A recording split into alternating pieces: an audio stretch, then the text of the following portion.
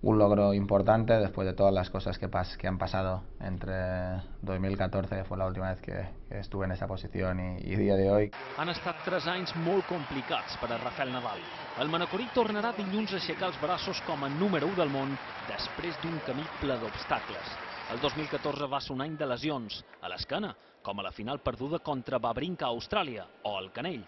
Nadal va poder guanyar Roland Garros contra Djokovic abans de perdre el número 1 del món el 7 de juliol. L'esforç de París va passar factura i el manacorí va renunciar per lesió als tornejos de Toronto, Cincinnati i l'Obert dels Estats Units.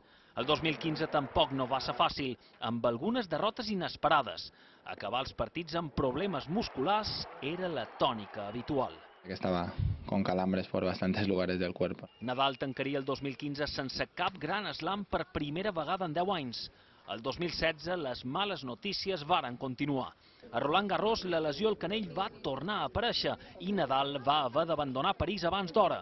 Va forçar la màquina per poder participar als Jocs Olímpics de Rio i, mig lesionat, va guanyar la medalla d'or als dobles amb Marc López.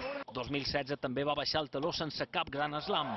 Molts donaren el mallorquí per acabat, però Nadal és d'aquells esportistes que mai no es rendeixen, ni a la pista ni a la vida.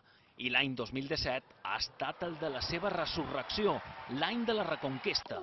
Finalista a Austràlia i guanyador a Monte Carlo, Barcelona, Madrid i sobretot al desè Roland Garros.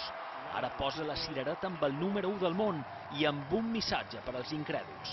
For sure, everybody is free to have an opinion, and it's good because when the people talks, is good for our sport, even if it's in a negative way. Paraula de Nadal.